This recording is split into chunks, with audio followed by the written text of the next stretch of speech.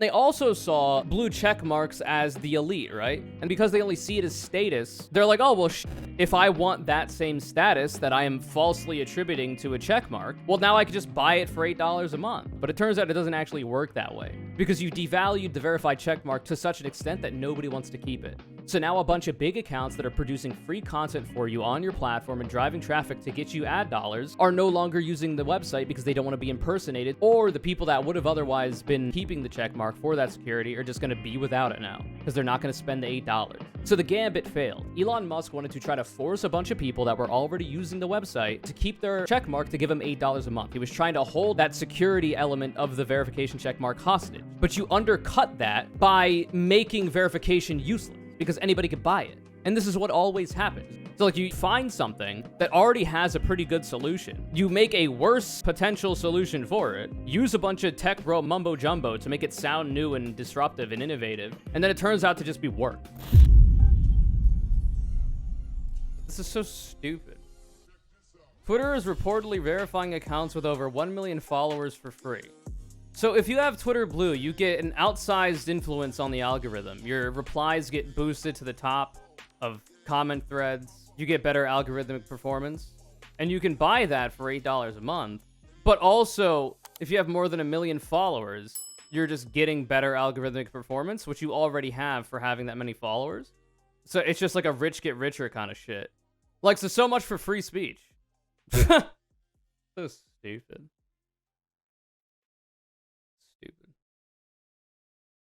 This is true as well. It's so sad.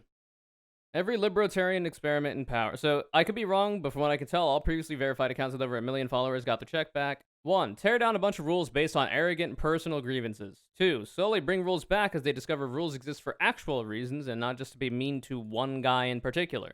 Because right-wing libertarians are just narcissists that want to smoke weed and also have questions about the age of consent. And 3, take credit for creating a worse version of what they broke. So because Elon Musk, taking away all legacy check marks, made a bunch of big accounts that were creating content for free on his platform, left after they realized that, hey, verification means nothing anymore, and I'm just gonna leave the platform so that I can't, like, be impersonated or whatever. Because, like, if I say that I'm not using the platform anymore, then it's gonna be clear if I'm ever being impersonated, right? I think that's the vibe that most of the bigger accounts have. And also, there's just a bunch of big accounts that don't want the blue check mark anymore, but are still using the platform. But regardless, like, he's clearly driving away people with big followings that drive a lot of traffic to the website that create content for him for free for his website. So now he's going to give them it all back so that they come back, maybe, because he's stupid as fuck. But, like, the basic point is, what was happening on Twitter that right-wingers always talked about wasn't actually happening. They thought that Twitter was like this leftist communist hug box where right-wingers were consistently deboosted and deplatformed and whatnot. Even though the majority of the times they did get deplatformed, they literally just broke TOS, like they were saying racist shit, misogynist shit, transphobic shit, whatever. And it turns out that actually Donald Trump's campaign was getting special treatment. We know that the fact that it took so long for them to ban Donald Trump meant that Trump was getting special treatment because he literally broke TOS constantly before the 6th. We learned that accounts like Libs of TikTok are getting special treatment, even though they incite bomb threats to Boston Children's Hospital. So, like, it turns out that Twitter just wants to make money, and they're willing to bend their TOS to keep right-wingers who would otherwise be banned on the platform so that they can continue to make Twitter money and ad dollars. It was literally friendlier to right-wingers because leftists aren't breaking TOS as much. Because a lot of what TOS that's being braked is bigotry. And leftists, generally speaking, aren't going to be partaking in bigotry as much. And right-wingers are very excited to. That's why a bunch of neo-Nazis got unbanned and the fucking website's turning into $8 Shan. So, like, that didn't end up being true. And then they also saw blue check marks as the elite, right? Because a bunch of journalists had them, because a bunch of celebrities had them. And they're like, oh, well, this is just a status symbol. It doesn't mean anything. It's just a status symbol. And people take their opinions more seriously on Twitter because they have a blue check mark. Which, no, you don't. You don't have to. I've never taken an opinion of anybody more seriously because they had a check mark, even before Elon. So that's kind of a you problem. Like, if you see the check mark in that way, that's a you problem. That's you being weak to what looks like positions of authority and people who have authority because you have a inherently cucked mind. You're willing to bend over backward for strongmen because of, your social upbringing and your adherence to hierarchy and all this kind of shit, because you're just too submissive, so that's why you saw it that way. And then the actual reason why verification was there was to make sure that the identity of the person that said they were the person that owned the account was actually them. You would have to submit your personal data, your government fucking data, your personal info, very sensitive info, in order to verify that you were the person you said you were, so that people knew you weren't being impersonated. This is important because Twitter has politicians on it. A politician getting impersonated is not good. So you want to make sure that you know who's who. A celebrity getting impersonated is not good. A corporation getting impersonated is not good because it can hurt Twitter's image, right? Like it did when Eli Lilly or whatever the fuck tweeted a fake account that got verified because of Twitter Blue tweeted that insulin was free, and then it fucking tanked Eli Lilly's stock and actually moved them to cap their insulin prices at $35 or something, as far as I'm aware. And the basic problem there is that they see, like I said, verification checkmarks as status and not security. So because they didn't see it as security, they weren't able to predict the fallout of Twitter Blue launching and anybody being able to buy verification, like what happened with Eli Lilly. But also, because they only see it as status, they're like, oh, well, shit. If I want that same status that I am falsely attributing to a checkmark, well, now I could just buy it for $8 a month.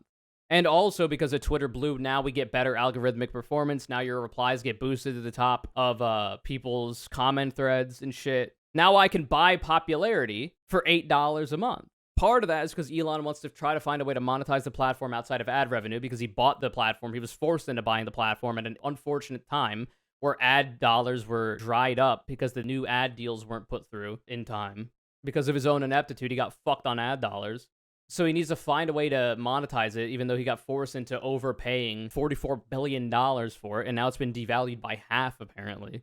So, now you can buy popularity for $8 a month, but it turns out it doesn't actually work that way, because you devalued the verified checkmark to such an extent that nobody wants to keep it.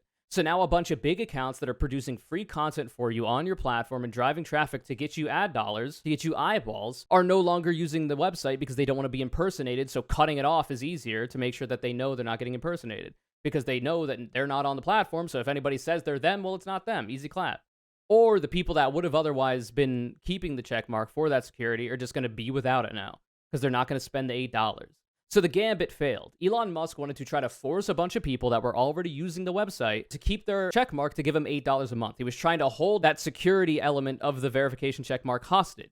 But you undercut that. You undercut your hostage situation, Elon, by making verification useless, making it meaningless, because anybody could buy it. So, Elon Musk is such a fundamentally, profoundly stupid motherfucker that he played himself every step of the way. And this is what always happens. This is the truest tweet you will ever see. And I've talked about this before as well. It's the same thing that Elon Musk does with his other companies that he bought into, like SpaceX, like Tesla, like the Boring Company especially. He literally is trying to reinvent subways, but making them worse, right? He wants to bore tunnels underground to help reduce traffic above ground by building essentially highways underground.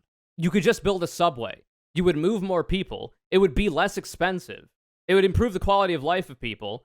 But that would also help poor people, so you can't really do that. Also, you can continue to sell Tesla cars if the Tesla cars are what are going to be driving through the Boring Company underground highways, right? Also, Tesla, instead of investing in public transit, which would actually reduce the amount of traffic on the roads because less people would be on the road because they wouldn't need a car because they would be in public transit or biking or walking if you push for infrastructural changes for walkability and whatnot, you would end up helping more people, but you wouldn't be able to sell as many Tesla cars. So we're going to do Tesla instead. We're going to make electric cars, and we're going to use a bunch of mumbo-jumbo tech bro jargon about autonomous driving, which just ends up hurting people. It doesn't seem to work very well. You know what you can use that's kind of like autonomous driving in that you don't have to drive. You can be on your phone, on your laptop. You know what already exists that you could do that on? A train, a bus, a subway. They already exist. And a lot of more modern public transit will have Wi-Fi on board. We'll have places to charge your electronics on board. And you could sit with friends and hang out and talk. You can do that in a car, but one of you has to drive. If you're driving alone, you can just be on the subway, be on the train, and fucking tip-tapping away on Twitter. Unironically, you could get more people using Twitter because they wouldn't have to be driving. They could be on Twitter in their transit time. Like, if you wanted to make that argument. But no, you got to sell Tesla cars because you got to help your other properties. He literally said that the reason why he was pushing for the boring tunnel through LA or whatever in California was to stop California high-speed rail or light rail development. Literally just making traffic worse because he wants to sell more Tesla cars. So like you find something that already has a pretty good solution. You make a worse potential solution for it. Use a bunch of tech bro mumbo jumbo to make it sound new and disruptive and innovative. And then it turns out to just be worse. But then the rich would, like Elon, would just be forced to sit next to us. That's true. The brokies, the poors. That is true. There's a really good quote. You can judge the quality of a civilization not on how many poor people own cars, but by how many wealthy people, how many rich people take public transit. And it's very true. Like, if public transit is so nice that even rich people will take it, but also poor people are taking it, you're vibing. But automobile industry doesn't like that. Automobile industry is delusional and wants to deny reality because it's good for the profit margin and wants to keep people buying cars and locked into having to buy cars because of car-dependent infrastructure so that they will literally block investments or attempt to block or lobby against investments into public transit, into bicycling infrastructure, and protected bicycle lanes and whatnot, into walkability. They want to force you into a car so you have to buy a car. And it just enriches the motor vehicle companies. It's the same for Tesla. It's the same reason why Tesla cars have different chargers than every other electric vehicle. Every other electric vehicle uses the same charging port, male and female. But Teslas use different. It's like Apple and their chargers, right? Which they recently had to switch, I think in the EU, to the standard USB-C. Where previously they were doing Apple exclusive shit so you could only buy their chargers and give them more money. It's just monopolization. But it's for Tesla cars now. And also, apparently, Tesla bought out a lot of the land and the real estate for electric vehicle charging locations. And because of the fact that you have to have a Tesla to use those charging stations, bought out a lot of the market for other electric cars to be able to put down charging stations. Just another way to try to force people to buy Teslas. So, like, you don't exist as Elon Musk without the exploitation of a variety of things. Of deregulation and workers. Like, you can't be Elon Musk without those two things. Otherwise, you're just a fail son. And all of these companies, by the way, suckle from the teat of big government, right? They all get federal government subsidies in order to operate, and they wouldn't operate without them. The only saving grace is SpaceX, because it actually does. The engineers at SpaceX, not Elon.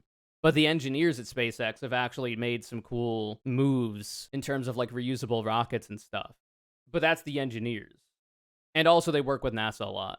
And also, NASA has been consistently defunded ever since the space race because the only reason we gave a fuck about getting to the moon was to show Russia how big our dick was. After that, we stopped giving a fuck, and it's easier to give money to the wealthy and cut taxes on the middle class. Instead of giving money to NASA, you just defund them because what's the point anymore? To pay for the small amount of social welfare spending that we spend in this country. Richest country the face of the earth has ever seen. Just an absolute shithole through and through. It could be so much better. Anyway. This stun lock brought to you by it being 4:18 a.m. And me being 6 hours in a stream and procrastinating ending stream and getting to bed before 10 a.m. Oh yeah, Puppeteer, but that's because that's what he does, all right? You gotta, if you have, so, and that's the last thing I'll say, I guess. You say Elon loves taking credit for how successful SpaceX is in spite of him not understanding a decent amount of the actual science behind it. That's because his entire life he's been buying popularity. That's it. He got money from his daddy's emerald mine, and he got a lot of money from selling PayPal as one of the two people that was able to make money off of that deal. And then ever since then, he's just been buying popularity. And it makes sense that that's how that works, because that's how Twitter Blue works now, right? They don't see it as security, they see it as status, so they can buy popularity just like their daddy Elon for $8 a month. Because they learned it from him. This video is kind of called as Iron Mage and Kidiano. Thanks so much for the support from both of you. Hope you're keeping on. Look, it's Artemy behind me. If you'd like to be the next Connor callout, all you can do is follow me on Twitter, @ConnorCC. Retweet my video links when they go live. Remember to subscribe to the channel. Turn on notifications on, hit the bell if you like. If you like, comment something down below about how things are cool and pog and cool when they're pog and cool. And have a good day.